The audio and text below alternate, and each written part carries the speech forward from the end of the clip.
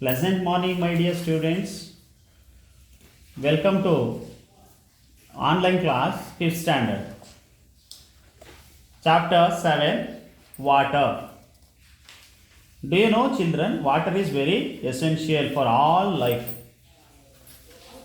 Water is essential for all life of plants and animals also. So, without water, crops cannot be grown. Of course, water is a basic need for human also and for all. Okay, so there are many uses of water. Okay, so that you know that you can know list the activity of by using water. Okay, at home. Okay, so how it is useful. So without water, life become pathetic, or we can say that little bit difficult. So water is essential for drinking, water is essential for bathing, water is essential for all the form of activities. So in the earth, okay, so on the earth we can see about 71% of the water. So that we can see through the globe. Okay, so where water body, I mean the blue colors which you see here, this is called water body. So see, almost about 71% of the world, so the water containment is water is there. Okay, so the blue color which resembles, so this all known as a water bodies. Okay, maybe oceans, okay, maybe big oceans, seas, etc. Okay, so now let us understand in this lesson. We know about the sources of water, and second, understand the physical characteristics of water. Know the importance of conservation methods of water. Then verify the traditional and modern ways of water conservation. So now let us understand what already we have understood that water is very essential, and about 71% of the earth's surface is covered by water. It is in the liquid form. Okay, so it is in the liquid form. Now let us go to the next page, number 84. Rain is the main source of water. My dear students, we get water through the rain, and this rainwater will be stored in the rivers, in the oceans, or in the seas, and these are in the form of wells. So these are called actually the main source of water. They are the sources of water, or we can say that these are very important to store the water. So now let us understand oceans. How the water will be stored in the oceans. So how the oceans will be formed. Okay, ocean is the biggest water body. Okay, so these all are water bodies: rivers, oceans, seas, okay, pond, well, these are called water bodies. So the biggest water body is ocean. How? So when it rains, it flows in the form of streams and reaches to rivers, and all the rivers finally reaches to sea, from sea to ocean. So this is how the ocean forms. Now let us look at, already I have told you, if you look at the globe, we can understand that blue color indicates the portion of the earth covered by water. Next, rivers. So rain is the source of river water also. So example, in North India, some of the especially North India, the people do agriculture even during the summer season as well as in the rainy season also. What is the reason? Because so the rain, it not only those place gets water through rain, but also through ice melts, especially the places which are located very close to the Himalaya. Okay, foothills of Himalaya.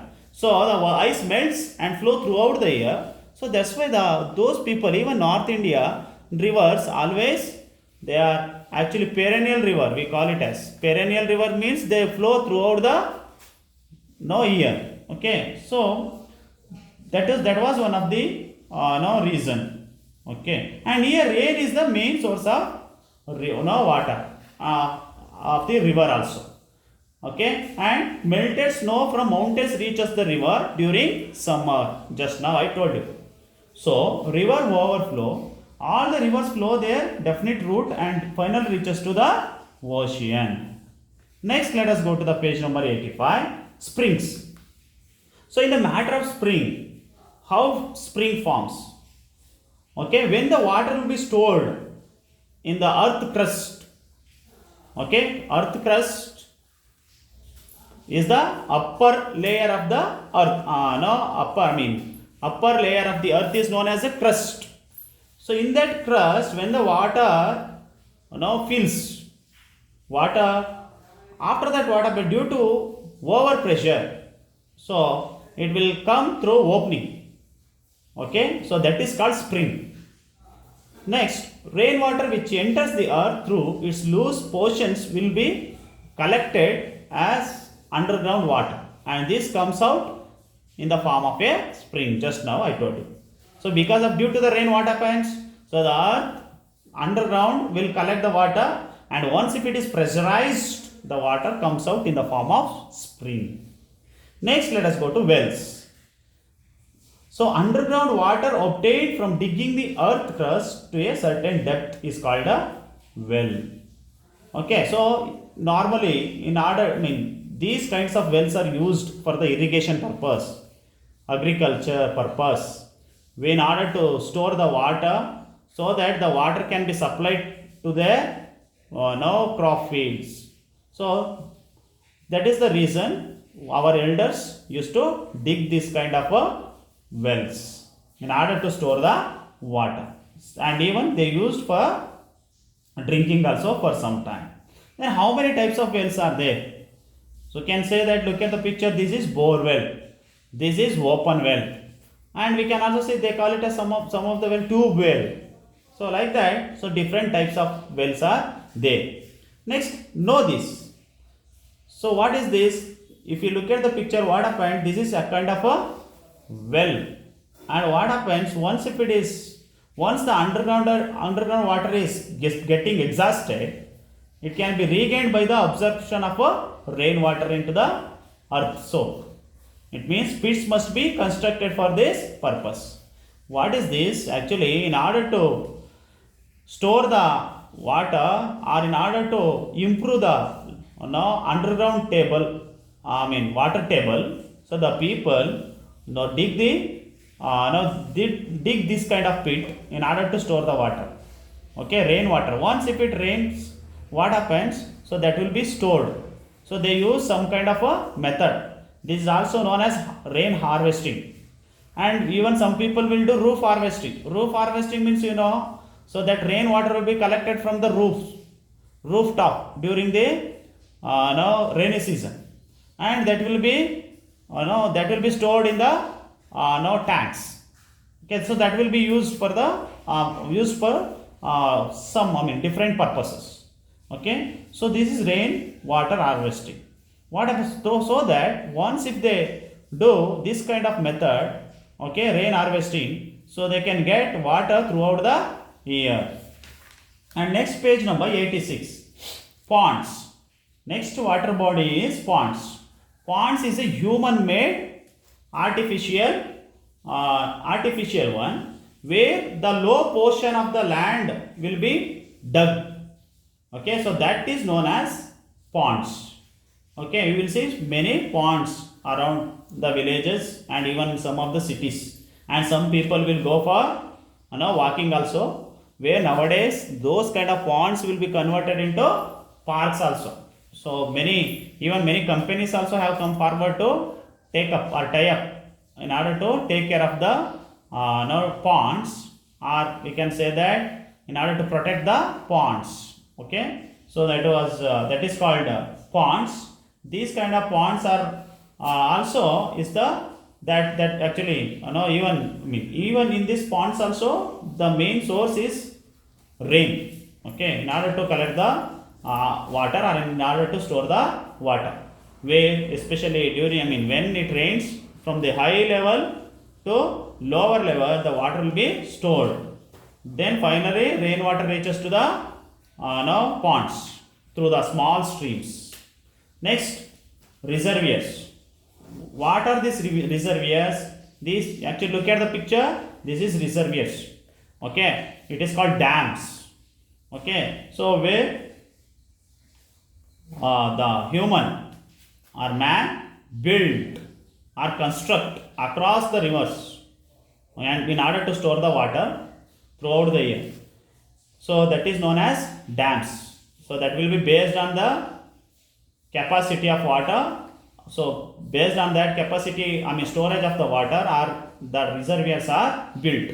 So this will be used for multi-purpose, multi-projects we call. So this is for sometimes, it is for drinking also and for irrigation also, or for the agriculture also.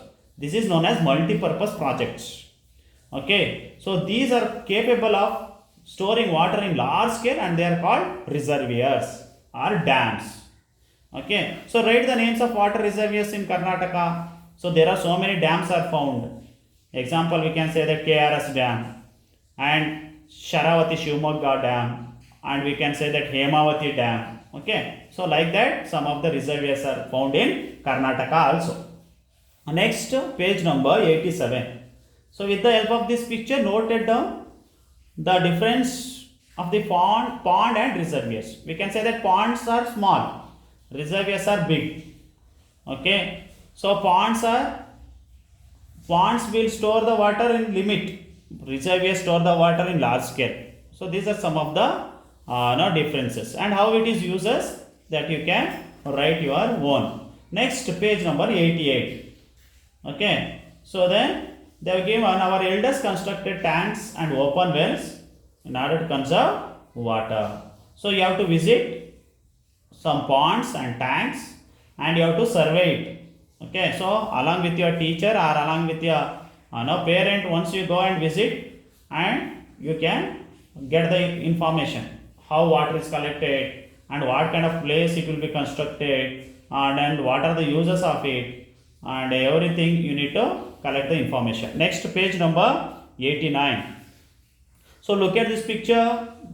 Humans are traveling on the water body through yacht, through boat, ships. They are moving on the water body. Okay, so page number 90. In this you can see activity and statement. Whether it is correct or not, you have to tick it. That is, they have given example activity, statement. First activity they have given, lift an empty tumbler and tumbler of the same size filled with water. Water has weight, so it is correct. If the statement is wrong, you have to put wrong. Next, page number 91. Okay, so here you have to understand the nature of matter of the water. It means what is the nature, physical characteristics of water. Already I told you water is in liquid substance. Okay, and water also now very important, especially for the humans, especially for the plants and animals, which contain 70% of the water in their body.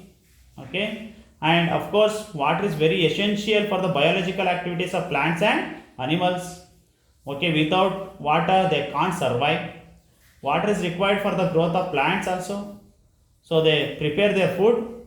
Green plants need water for the production of their food. Okay, so these are some of the physical or uses or physical characteristics of the water. So they have asked the question, our elders also built some of the wells, and how do water resources get polluted? What happens?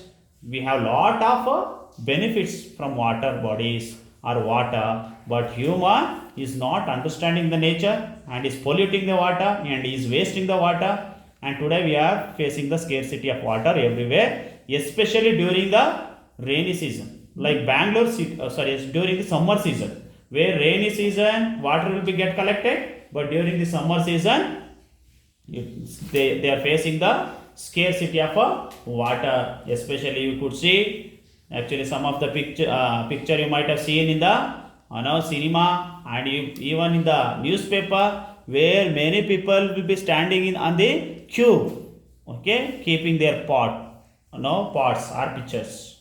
Okay, so that we can understand, yes, what is the importance of the water, how it is useful, how it is very important for human life. So these are question definitely rises in our mind. But it is all our duty to protect water bodies. It's all our duty to protect water. We need to save water.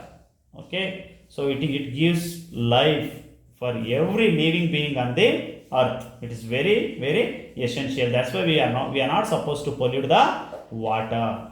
So water, how it will be polluted? What are the different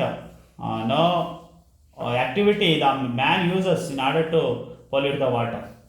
Through the mud, especially when the rainwater gets wash away and flow into rivers, it will be mixed with no pure water. What happens? It changes its color, or because of the mud it gets polluted. And garbage, throwing the garbage in the rivers, okay, and throwing paper and plastic, water mixed with industrial chemicals.